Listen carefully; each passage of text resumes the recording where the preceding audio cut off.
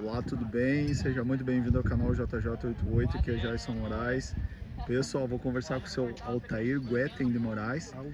Aldair. Então, eu tô aqui com um homem que é um homem que entende muito de tropeada. Como é que é seu nome? Aldair Guetem de Moraes. Seu Aldair. Então, como que nasceu a paixão, o amor pelo tropeirismo? Bom, pelo que eu pude pesquisar, desde que os meus antepassados chegaram no Brasil, eles não fizeram outra coisa senão ser tropeiro.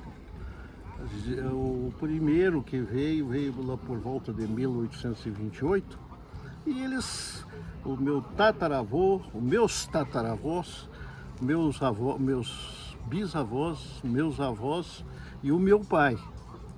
Com 11 anos eu desci de madrinheiro de uma tropa, de lá de Marombas, na época município de Campos Novos, hoje Brunópolis, até a Agronômica, perto do Rio do Sul, quando nem se pensava em ter BR por ali. Descendo pela serra, com 11 anos eu fui madrinheiro de tropa. Olha só. Então o senhor não é só um estudioso, o senhor é um homem que viveu na prática, seu Guetem. Justamente foi justamente a prática que me estimulou a estudar. O tropeirismo foi a vivência campeira. Vamos caminhando aí, que daí o senhor vai me contando. Aqui nessa região, Lá pra banda dos cavalos, que vai eu ficar bonito. conheci tudo andando a cavalo. O passo que tinha ali, que hoje não tem mais porque a barragem cobriu, mas ali era um passo despraiado. Por isso que esse local aqui o nome é despraiado, por causa desse passo, que era um passo mais aberto. O passo mais de cima era muito fechado, então conforme a época que tinha muita chuva, lá não passava, então eles passavam por aqui. Então tinha essas duas opções no Rio Marombas. E esse caminho aqui foi o caminho primitivo. Ele começou aqui, o Francisco de Souza Faria deve ter passado por volta de 1729, porque ele saiu de Araranguá em fevereiro de 1728, chegou a Curitiba, ele diz, no dia de Nossa Senhora da Luz, de 1730. E eu não sabia o dia de Nossa Senhora da Luz. Aí eu perguntei para um padre, ele me disse, parece que se não me engano é 19 de setembro. Então ele deve ter passado aqui por 1729. Depois a primeira tropa foi o Cristóvão Pereira de Abreu, que passou por volta de 1733, 34. Ele escreveu que eram 3.000 cabeças. Ele não escreve se tinha gado, se tinha mula, mas a gente sabe que a grande força era mula. E que eram 130 pessoas. Olha só. Então eu digo assim, quando nós fazermos referência ao tropeiro, nós temos que lembrar dessas pessoas, porque ele próprio escreve. 800 cabeças eram suas e o restante de tropeiros anônimos. Esses tropeiros anônimos fizeram história.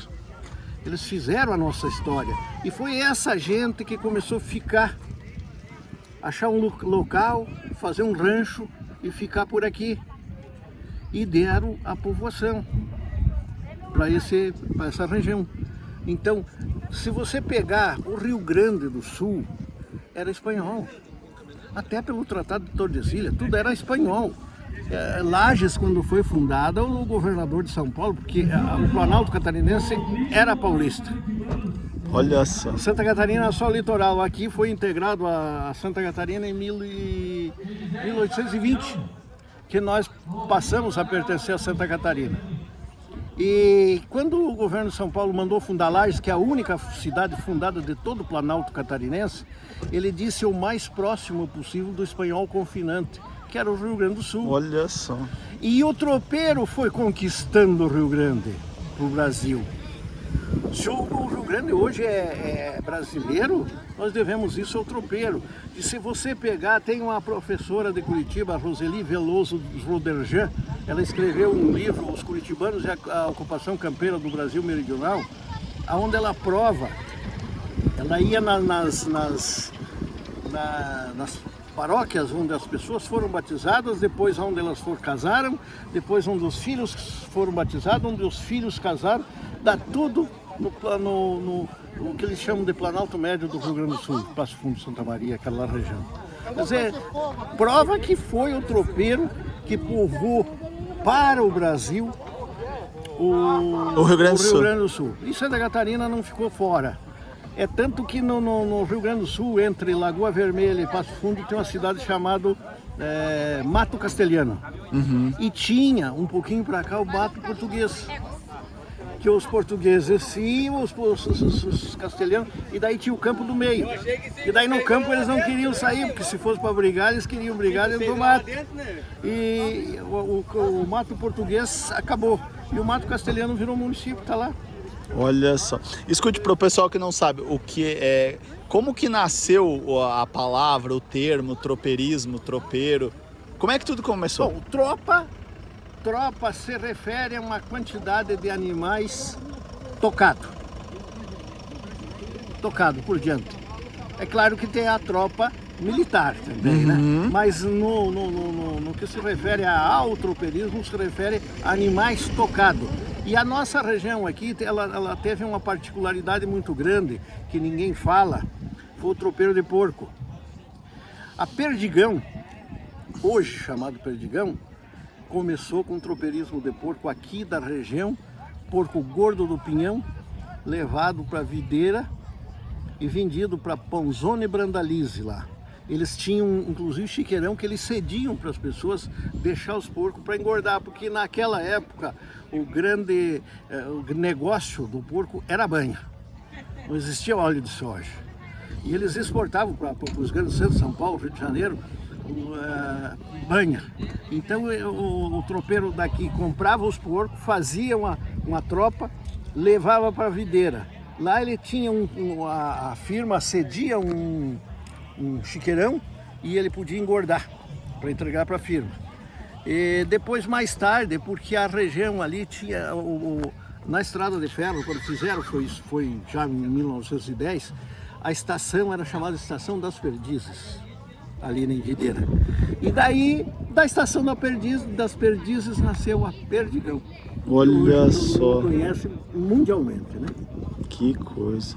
Então, o termo tropeiro, e em que época começou o tropeirismo? O tropeirismo aqui, a primeira tropa que se tem notícia escrito na nossa região, foi o Cristóvão Pereira de Abreu, que passou. Eles viajavam no verão, porque eles não queriam pegar o inverno nosso. Eles tinham até medo, né? Então eles saíram, e ele saiu ali de Mostardas, no Rio Grande do Sul, que na época era São Luís de Mostardas, e levou essa tropa a Vila Rica, que hoje é Ouro Preto. Ele disse que foram 6 meses de viagem. E, como eu disse, ele deve ter passado aqui no fim de 1733 ou começo de 1734, no verão. E ele disse que demorou 6 meses para chegar lá na Vila Rica. E que ele vendia uma mula boa, trocava por 20 gramas de ouro. Olha só, valia bem uma mula, hein? Valia bem. E você veja bem, é só você ver, um amigo meu de Sorocaba escreveu que, para você pensar, um navio chegando em Santos e sendo descarregado e levado para o interior do Brasil em lombo de mula, porque não tinha outra maneira, e sendo recarregado com café e açúcar, levado em lombo de mula. Você veja a quantidade de mula que precisava. E todas as variantes, elas surgiram da Estrada das Tropas para desviar o fisco, porque tinha fiscalização no Passo da Santa Vitória, tinha aqui em Santa Cecília, tinha em Lages, ali perto do Morro do Tributo, tinha várias fiscalizações, e eles queriam desviar. Mesmo assim, tem um ano, eu não vou te dizer o ano porque eu não me lembro agora, mas tem um ano que entrou legalmente na feira de Sorocaba 100 mil mulas. E a gente pensando que o pessoal desviava muito, deve ter entrado... 1 milhão. Uma barbaridade. Então, e você veja que essas mulas, elas fizeram o progresso... Deu um cavaleiro novo, hein? Fizeram o progresso do Brasil. Olha só. Então, o porquê que aconteceu isso? Porque o senhor está falando que os navios chegavam, para o pessoal entender um pouco de história. Não, todo o transporte no Brasil... Lá em 1600... Depois, porque o que aconteceu? A mula é um animal híbrido. Ela não se reproduz. Ela não tem mulinha. Ela tem que ser fabricada. É uma cruza de cavalo, de jumento com égua. E os espanhóis descobriram uma mina de prata em Potosí, na Bolívia. Mas os portugueses não deixavam eles chegar nos portos. Pelo Tratado de Tordesilhas, o litoral era português. Então eles criavam mula na região de Córdoba, na Argentina, e levavam essa prata para embarcar no Panamá. Eles passavam todos os Andes com essas mulas. Por que eles criavam na Argentina? Porque a mula precisa, todo animal precisa de sal. E aí o sal era muito caro. Então, nessa região de Córdoba, o barro é salgado. Então criava muito bem. E você veja a influência da mula no progresso, que a primeira universidade da Argentina saiu em Córdoba. E eu conversei com uma professora, ela disse, a de Buenos Aires demorou para sair muitos anos. Chamavam lá a Universidade de las Mulas. Olha. Então você veja, e aí o que aconteceu? Quando terminou as pratas de Potosí... Potosí é que país que é? É na Bolívia. Na Bolívia, tá. Aí o Brasil precisava de transporte. E eles precisavam vender mula. Eles precisavam ter uma finalidade para essas mulas. As mulas não tinham mais Não tinham muita importância. E aí eles vieram e foram importando essas mulas. Não importando legalmente, as mulas vinham, eles traziam. Por isso que eles dizem que o gaúcho não conhecia rei e nem lei. Porque para eles não existia fronteira, não existia nada. Eles simplesmente iam lá, traziam. Não existia na cabeça. Ele falava português, falava castelhano. Falavam. Quer dizer, falava acho que mais castelhano do que...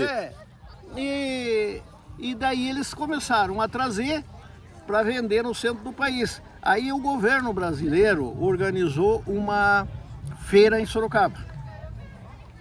E aí essa feira acontecia uma vez por ano. E um dos pioneiros dessa feira, e que foi tropeiro praticamente não, mas ele vinha de vez em quando, foi Rafael Tobias de Aguiar, que foi 2 vezes governador de São Paulo. Olha só. Pode perguntar, a Polícia do Estado de São Paulo tem como patrono Rafael Tobias de Aguiar. E ele era casado com a Marquesa de Santos, a Domitila de Canto e Melo, que foi amante de Dom Pedro. O Rafael Tobias de Aguiar era casado com a Domitila, depois que o Dom Pedro foi embora, evidentemente. E ele viajava aqui para o sul de vez em quando. E ele tinha uma tropilha, e tropilha era considerado um grupo de animais do mesmo pelo, iguais. E ele tinha uma tropilha de pampa e alguns cavalos inteiros. Então passava num lugar, pousava, dali tanto tempo nasciam os putrilhos pampa, diz, mas onde é que você arrumou? Dizia assim, é um tubiano, é do Tobias. E por isso que aqui no sul do Brasil é chamado o pampa de tubiano. Olha só. Vem do Rafael Tobias de Aguiar. Que show. Não, pois é. E aí, nisso, começou esse caminho de Sorocaba a São Paulo, tão famoso, tão falado. Sim. Como é que é? A raiz, é isso que o senhor tá falando, a feira A feira em Sorocaba, e a mula que veio da Argentina. A mula que vinha da Argentina e depois, futuramente... Começaram a criar, virou um negócio. Começou em 1700 e alguma coisa e acabou em 1945. Ainda se puxava a mula até Ponta Grossa para pôr no trem. Mais de 200 anos. Então você veja bem, daí foi mudando, é claro, foram criando mula mais próximo, houve essa mudança. Isso tudo veio trazer esse progresso aqui do sul do Brasil. Eu afirmo isso com certeza absoluta. O Rio Grande, se não fosse o tropeiro, era espanhol. O tropeiro conquistou o Rio Grande para o Brasil. Olha só. Eu queria que o senhor falasse um pouco do tropeiro. Quem era esse homem tropeiro, né? tropeiro era um homem rude de coragem. Por exemplo, eu vou só para você ter um perfil do tropeiro. O meu avô materno, ele era descendente de escravo. E ele era bem moreno. E com 18 anos, com menos, ele já era... Já falei, mãe. Já era chefe de tropa. E ele levava a mula para Sorocaba. E contava ele que quando ele tinha 18 anos, eles levaram a tropa de mula e as mulas emagreceram na viagem e não estavam bonitas para a feira. Então o patrão dele arrendou uma invernada e deixou ele cuidando, com 18 anos, e para trabalhar na fazenda para se sustentar. Eles não pagavam nada, pagavam o arrendo das mulas. Para dali um ano eles irem vender as mulas. Então era esse o perfil do tropeiro, pessoas de coragem, pessoas fortes, pessoas que tinham vontade de enfrentar e que não corriam de nada, porque no começo não tinha nem nada na estrada. Eles passavam às vezes o dia inteiro, quer dizer, o mês inteiro, comendo charque assado, alguma caça, alguma coisa, porque eles não tinham, eles levavam no começo paçoca. Mas isso terminava e depois eles tinham que se virar, eles tinham que ir se virando. Se virando na estrada. Uma coisa que eu ia falar pro senhor, pois é, aí o senhor falando que é Sorocaba, pois é, Sorocaba o senhor falou uma vez para mim que é um lugar muito estratégico do Brasil e geograficamente. Não, geograficamente eu digo, eu penso, isso sou eu que penso. Uhum.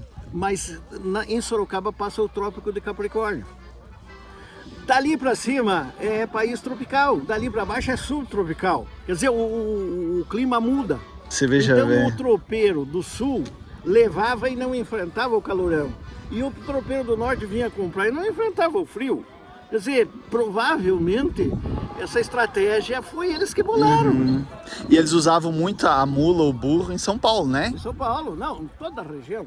São Paulo, Minas, Goiás não era muito povoado, mas ia até para o Nordeste. Até tem casos assim de pessoas que vendiam e iam até para a Bahia. Os tropeiros de lá vinham. Claro que o movimento maior era São Paulo por causa dos portos. São Paulo era o grande produtor de café e Minas produzia açúcar. E além das minas, né? Que é ouro, diamante, essas coisas. Então eles eram muito consumidor de mula, vamos dizer, né? Consumidor de mula, consumidor de mula. As mulas não aguentavam muito tempo porque eles punham muito peso. Então a mula logo se entregava e eles tinham que ir renovando. Então por isso essa quantidade enorme de mula que foram sendo levadas. A mula, não comparando para os dias de hoje, o que era na época assim? Porque tudo era transportado na mula, né? Um cargueiro, por exemplo, normal, uma tropa de mula aviada são 90 quilos. Mas diz que lá eles colocavam 120 direto, 60 de cada lado. Agora você faça uma conta, uma carreta hoje, não vamos exagerar essas grandes carretas que existem, mas é uma carreta na média 30 mil quilos. Nossa, quantas mulas precisava e quantos dias? Que uma carreta hoje sai de Curitibanos, vai dormir em Sorocaba. E a tropa de mula, que a mula viajava 25 quilômetros, carregada às vezes 20. Não era uma... Não anda conforme a situação, 10 quilômetros, porque pegava a serra e tal. Pega a serra, pega Rio Cheio. Pega Rio Cheio, não podia passar, não existia ponto. Então eles tinham que pousar. Aqui, o Marombas, que passa aqui nas nossas costas, ele era um rio que cercava bastante em épocas de chuva. E o tropeiro era um homem de coragem, que nós falamos, que vivia na estrada. Vivia na estrada. Existia o tropeiro, esse que nós estamos falando, mas mais tarde surgiu uma outra modalidade de tropa que era a mula arriada. Esse era um transportador de mercadoria. E eu conheci bastante gente ainda, quando eu era criança, que eram ex-tropeiros de mula arriada, que faziam o transporte, iam para Blumenau, Gaspar, Ilhota, que eles falavam muito. Mula arriada. Mula É arriada. mula desencilhada? Não, no cargueiro, Ah, no cargueiro. transportando mercadoria. Por exemplo, 10 mula arriada. 10 mula arriada carregava na época, cada uma uns 90 quilos. Eles traziam sal, traziam farinha, e levavam daqui charque, queijo, e levavam para vender, e de lá eles traziam o que não produzia aqui. Então tinha pessoa que tinha esse como profissão. Inclusive eu tive a experiência de um dia um tropeiro que já estava velho e que foi tropeiro de mula arriada aqui na região, transportador. E um tio meu ia comprar uma madeira em Pouso Redondo. Ele disse, vamos levar o Juca, ele dizia. E levamos. E nós saímos daqui numa hora, menos de uma hora, nós estávamos em Pouso Redondo. Quando descemos o morro, ele disse, que cidade é essa? Eu digo, é Pouso Redondo. Ele disse, você pensa que eu sou bom? Era 2 dias de viagem, agora nós saímos de lá, uma hora, estamos aqui. Quer dizer, a cabeça dele não... Eu não estava acreditando. Não estava acreditando. Quer dizer, a gente começa a ver como as pessoas encaravam, né? Que era a paciência de andar, porque você não podia andar com uma mula, uma tropa pesada, com peso ligeiro. Você podia andar lento. Às vezes, para passar não precisava ser Rio Grande, um arroio cheio, eles tinham que desencilhar. Já eu peguei depoimento, eles tiravam o arame da mula, tiravam as buacas, passavam em cima de um pau caído por cima do arroio, nas costas, levavam do lado de lá, passavam as mulas no lado e daí eles recarregavam tudo de novo. Às vezes eles ficavam o dia fazendo isso. Para passar mais rápido, para ir mais ligeiro esse lugar. Porque o rio não dava passo, né? E em algum lugar, às vezes eles mesmos derrubavam a madeira por cima da água, quando não era muito largo, e eles passavam. E as mulas passavam no nada. Fale mais para nós, seu Goethen, dessas dificuldades que eles enfrentavam na estrada. Porque eles estavam num lugar que não era o deles, que não era a casa deles, né? Não, e enfrentavam, inclusive, tem vários relatos de ataque de índios. Porque, como você disse, eles não estavam no ambiente deles, e o ambiente era dos índios. E o tropeiro passava, e o índio não gostava, e às vezes atacava. Então surgiu o que eles tinham que fazer, eles tinham que levar cachorro bom, que espantasse os índios. Tinham sempre andar armado, o índio tinha muito medo do tiro. Eles chegavam na boca da serra e davam uns tiros por cima. A indiaiada já achavam de não dá de enfrentar. Não dá de enfrentar, eles têm arma. Então, mas existiam vários ataques que a gente tem na história. Pois é, tem índio, tem, como é que eu vou dizer, emboscadas, roubos, né? Olha, na época roubo não tinha tanto, porque era o seguinte, o ladrão normalmente eles davam jeito de matar. Ah, era justiça com as mãos. Justiça, porque você veja bem, Lages, quando criaram a povoada de Lages, não tinha cadeia, tinha o pelourinho. O que era o pelourinho? O pelourinho era uma madeira, um pau fincado em praça pública, e em vez de prender o cara, eles surravam, amarravam ali e o cara apanhava. Daí o governo proibiu, o governo muito condescendente, para não ver as pessoas sofrer tanto, ele proibiu mais de 200 chicotadas, não podia dar mais. Até 200 podia dar, e dependia da força que o cara queria pôr para surrar também, né? Então, por isso não existia muito essas malandragens. O tropeiro era respeitado. Era respeitado. Um outro detalhe importante, e no Rio Grande do Sul, inclusive, saiu um documento, uma lei, que as pessoas que morassem no caminho das tropas, eles eram obrigados, por lei, dar assistência ao tropeiro. E, politicamente, não tinha propaganda impressa, não tinha nada, então era o lenço. O partido, de um lado, usava o lenço vermelho, do outro lado, o lenço branco. Isso, depois nós vamos ver nas revoluções e coisas. E o tropeiro, ele não podia usar nem lenço branco, nem lenço colorado, porque se ele chegasse numa casa, precisasse de auxílio, pouso, e ele tivesse de lenço vermelho e fosse de lenço branco, não recebia. E vice-versa. Então ele usava lenço de cor neutra, o carijó, Olha o só. lenço marrom, e eles usavam um lenço, esse era mais para festa, mas eles usavam um lenço assim, ou marrom, ou azul, ou de qualquer outra cor, com bolinhas brancas, que eles chamavam de pitipois. Pitipá. Então era mais ou menos assim que funcionava.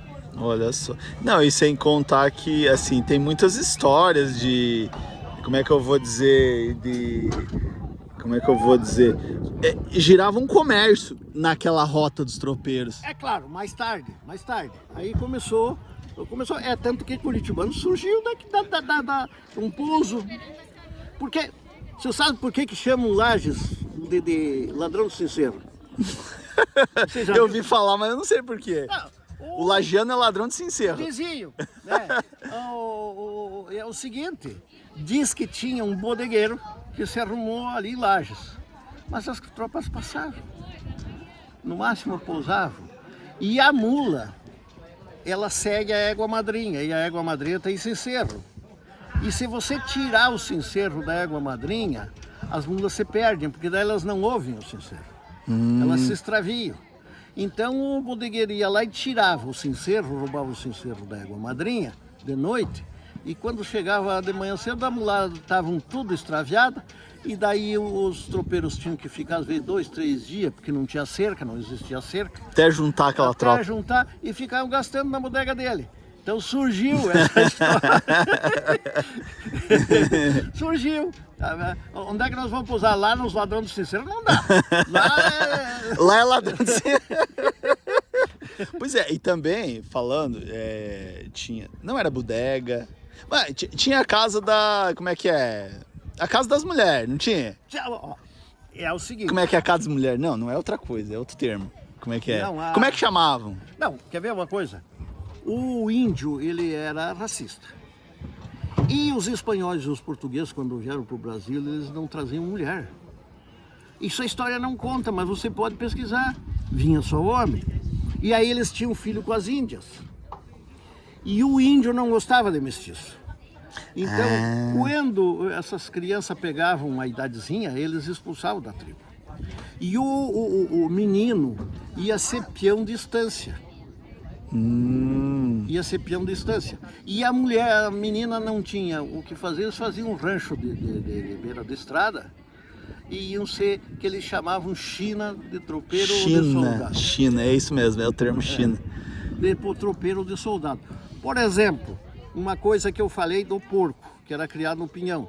Então, porco tinha muito. Então era fácil, carne de porco era Só fácil. vamos na sombra aqui. Tá, o senhor pode falar. E quando eles carneavam o porco, a maneira de conservar a carne era fazer salame, fazer linguiça, e eles faziam. Então, como essas chinas tinham nas casas delas sempre bebida de álcool, chegavam as pessoas e tomavam muito e ficavam meio bêbados e brigavam, às vezes até dava morte. E elas, qual era na fronteira do Rio Grande do Sul, era muito comum arroz, aqui não tinha, mas lá tinha. Então elas faziam arroz com linguiça, para os caras comer. E esse arroz de linguiça popularizou-se com o nome de arroz de China. Olha só, não, eu já escutei esse termo no Rio Grande do Sul. Aqui em Santa Catarina não, mas arroz de China pobre, não é? É uma coisa assim. Era o que elas tinham, né? Linguiça com arroz. Porque lá tinha, aqui não tinha arroz. Olha Mas só. lá na fronteira tinha muito arroz. Porque, por exemplo, eu vejo aqui, o pessoal diz assim, vamos fazer uma comida típica, um carreteiro. O carreteiro veio de lá, aqui não tinha arroz.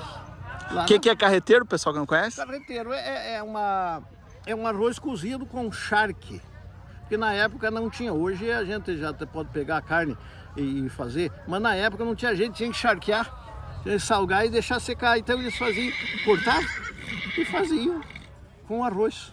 Esse é o carreteiro. É arroz de carreteiro. Arroz de carreteiro. De carreteiro. Por quê? Porque aqui existiam as tropas, mas na fronteira, principalmente as duas fronteiras, oeste e sul do Rio Grande do Sul, uma região muito plana.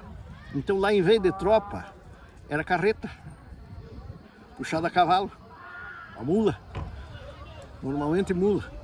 Então, e eles faziam um transporte muito longo, às vezes de vários dias. Então eles levavam e era a comida que eles tinham lá mais fácil. Eles faziam, eles levavam a carne e daí faziam com charque. Olha só. Faziam com arroz. Com arroz. Pois tinha até, por exemplo, cemitério, né? Tem um cemitério aqui perto, né? Tem. Que era, como é que é? Chamava cemitério de tropeiro, né? Cemitério de campanha. De campanha. É. Esse cemitério que tem aqui em cima do morro, que nós passamos bem próximo ali, talvez seja o primeiro cemitério de toda a região.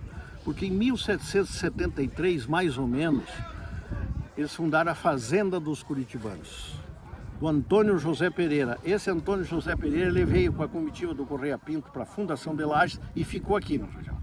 E fundou a Fazenda dos Curitibanos, ou quem sabe voltou para cá. E os índios atacaram essa fazenda e mataram 5 pessoas. E eu encontrei registro que levam a gente a crer. Não tem nada que diga foi ali. Mas diz que esses primeiros 5 que morreram em Curitibanos, eles foram sepultados em cima de um morro próximo de uma lagoa que tem fama de mal-assombrada. E ali tem o morro e tem a lagoa, com fama de mal-assombrada. Então leva a gente a crer nessa história que foi o primeiro.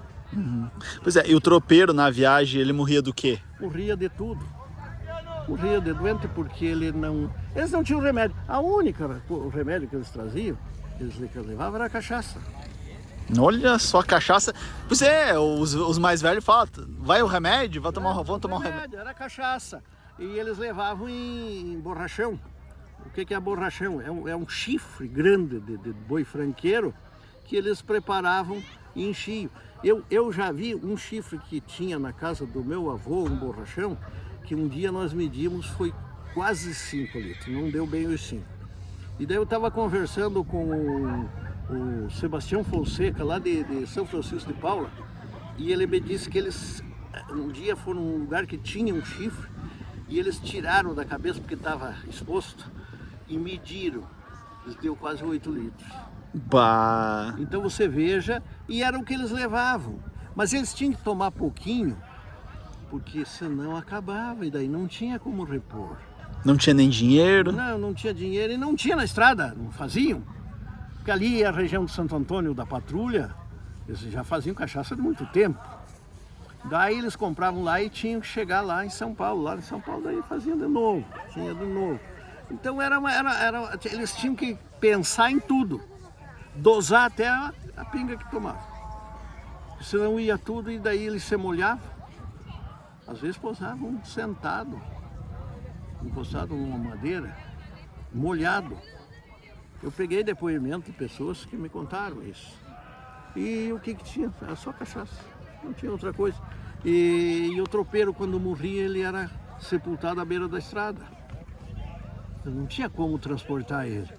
Ele morria... Sei lá, 500 quilômetros daqui era a casa dele. Tinha que fazer. Tem aquela música que a letra é do Nilo Bairros Brum. E a música foi defendida pelo Léo Almeida na 7ª Sapecada Canção Nativa em Lages. O tropeiro, João Miguel era tropeiro, gastou a vida na estrada, levando um lado da Chucra do Rio Grande a Sorocaba. E daí segue, aquela história, aquela música conta a história, a saga do tropeiro. Olha, o tropeiro é um universo que eu acho que os brasileiros deviam conhecer mais, respeitar mais. O Rui Barbosa, um dia, depois da República, ele disse: na bandeira do Brasil, em cima da faixa Ordem e Progresso, devia ter 2 orelhas de burro. Pelo serviço que esses animais prestaram ao país. Olha só. É uma... como é que eu vou dizer? E hoje ele tem o burro, o cavalo... ele tem uma... como é que eu vou dizer? Ele tem uma vida muito boa. Sim, Sim, claro. Hoje o cavalo são tudo gordo, né? Tudo bonito. Mas eu me lembro quando eu era criança, os cavalos eram magros. De tanto uso. É, tanto Tem um uso. serviço. Hoje é só para esporte. É. Pois é. Quais as histórias assim, mais curiosas que o senhor viu de tropeiro, assim, durante sua pesquisa? Bom, aqui, nesse passo que tem um pouquinho para cima, aqui nesse rio mesmo, tem uma história. Se você for lá, tem um cemiterinho bem no passo, que hoje não é mais passo porque a barragem levantou. Ali vinha vindo uma família de São Paulo e quando chegaram no passo, o rio estava meio cheio, os índios cercaram eles aqui e mataram todo mundo. E mataram e ficou lá, né? Quando o povo, que já tinha gente na região, descobriram, eles já estavam cheirando mal. O que eles fizeram? Eles foram lá e enterraram ali no local.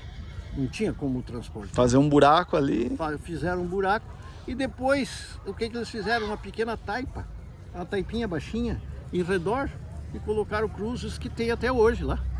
Tá ali. É só entrar, é dentro do mato, mas é lá pra cima.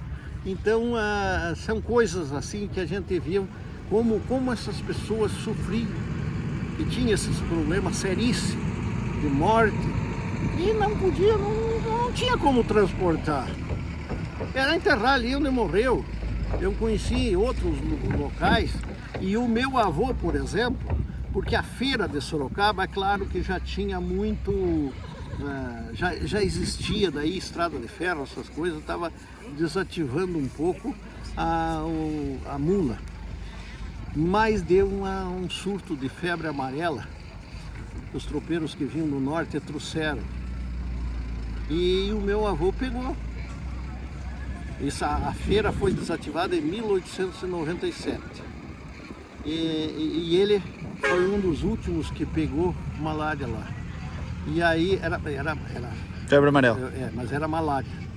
E aí, eu falei febre amarela, mas era malária. E aí o seguinte, ele me contou que ele veio de lá aqui doente, com febre.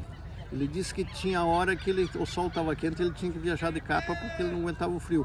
Daqui a pouco dava um calorão, ele tinha que apiar e puxar o cavalo. Daí tirava tudo, as capas e casaco que tinha e tudo.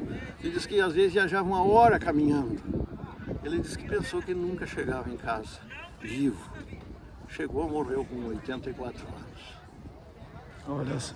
Pois é, e o perfil do tropeiro, ele tinha vários perfis, né? O transporte de mula, né? Mula arreada, até de correio, fiquei sabendo que tinha. Tinha o correio. No Museu de Curitibanos tem o freio do correio. Tem um freio do correio. O freio do correio. Só você pedir, tá com as armas, mas já é na República. 1889 para frente. Tem as armas da República. E era o estafeta, que era o nome do funcionário do correio, que fazia de Curitibanos a Lages. Olha só. E aí provavelmente isso era uma logística de Lages a tal cidade, sim. Era outro funcionário. Era outro funcionário. Olha só. Não, e também, não vamos longe que os políticos, as pessoas importantes, elas andavam de mulo, de burro, a cavalo. Tem até uma história que quando Dom Pedro veio, que ele proclamou a independência, ele não estava, aquele quadro do Pedro Américo foi pintado, foi feito, ele estava a cavalo e mula, porque ele veio do Rio de Janeiro para Santos, ele veio visitar a Marquesa de Santos, que mais tarde foi a esposa do Rafael Tobias Vergara. E o seu Ivadir me contou uma história que um amigo dele do Rio Grande do Sul disse: "Você me veres a cavalo numa mula? Ou eu estou saindo do Rio Grande ou eu estou chegando no Rio Grande." Porque lá dentro eles andavam no cavalo crioulo. Entendi. No Rio Grande do Sul, no cavalo crioulo. Mas para sair, fazer uma viagem longe era a mula. Porque a mula tem os aprumos melhor e o casco mais pequeno. Tem cavalo que você pega, você olha a pata da frente, ou a canela dele fica mais para trás, ele pisa assim. E a mula pisa mais assim. Mais rápido. Olha só, muito bem. Show de bola. Que prosa boa. Nossa, valeu muito a pena, meu Deus do céu. O senhor é uma enciclopédia viva, seu Gueto. Para nós terminar, assim, um conselho de vida que o senhor deixa para as pessoas. Pois olha, hoje eu estava olhando essa quantidade de gente, quantidade de jovens. Eu estava vendo os meus netos, eles viajando a cavalo. Uma criança, eu tenho um dos netos que com 2 anos e meio ele fez a primeira cavalgada. Esse que estava aqui hoje, ele já tem 6, mas com 2 anos e meio ele fez a primeira cavalgada. E sempre andou a cavalo. Quer dizer, essas pessoas, eles convivem com pessoas de bem. Dificilmente eles vão trilhar um caminho errado. Então, e uma coisa interessante que eu sempre recomendo para a juventude, que leiam, que estudem. Estudem a nossa história, a história da nossa região, saibam de onde eles vieram. Porque hoje eu já cheguei a conversar com jovens que se você perguntar quem é o bisavô, eles não sabem. E eu sei, pelo menos de um lado, foi feita uma pesquisa, não fui só eu, a pesquisa é muito grande, foi feita, ela terminou na Alemanha, mas eu sei quem é quem até 1633. De hoje, eu estou na pesquisa, meus filhos estão na pesquisa, daí meu pai, meu avô, meu bisavô, meu tataravô, e nós chegamos a 1633. Quer dizer, você faz a conta, são 400 e poucos anos de história. E hoje você pergunta às vezes para um jovem de 14, 15, 16 anos quem era, qual era o nome do teu bisavô? Um deles, eles não sabem. Não sabe. E quem tá errado? Os pais que não ensinam. Me desculpa, né?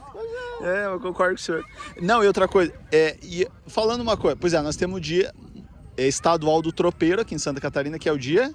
Dia 26 de abril. De abril. Dia 26 de abril. E tem uma lei municipal em Curitibanos também. E agora, eu descobri que na Lapa existe o Dia do Tropeiro desde 1966. Olha. Bem anterior à nossa. E agora em 2019, o governador do estado do Paraná assinou uma lei criando o Dia Estadual do Paraná. E tem o Dia Nacional do Tropeiro ou ainda não?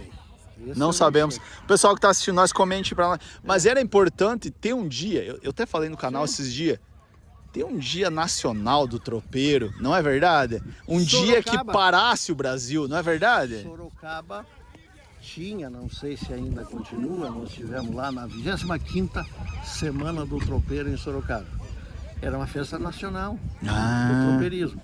Agora eu não sei, porque depende para criar o dia, depende dos políticos. Sim. E eles não andaram a cavalo e mula e burro muitos? O Caiado esses tempos caiu de uma mula, né? Mas eu acho que é só, que os outros ninguém sabe. Nem se arrisca a montar. Nem se arrisca. Então essas coisas a gente tem que repassar, porque é importante para essa juventude, para eles ficar conhecendo um pouco da nossa história, da nossa vida. Olha, e quanto mais eu conheço desse meio, assim, mais fascinado a gente fica. Isso é tipo tomar cachaça. Tomar cachaça é um vício e a gente vai... Eu, por exemplo, já tinha prometido que eu ia desistir. Eu não quero mais pesquisar, não quero mais nada. Mas quando a gente vê, está fazendo. Está fazendo e está participando e não adianta. Né?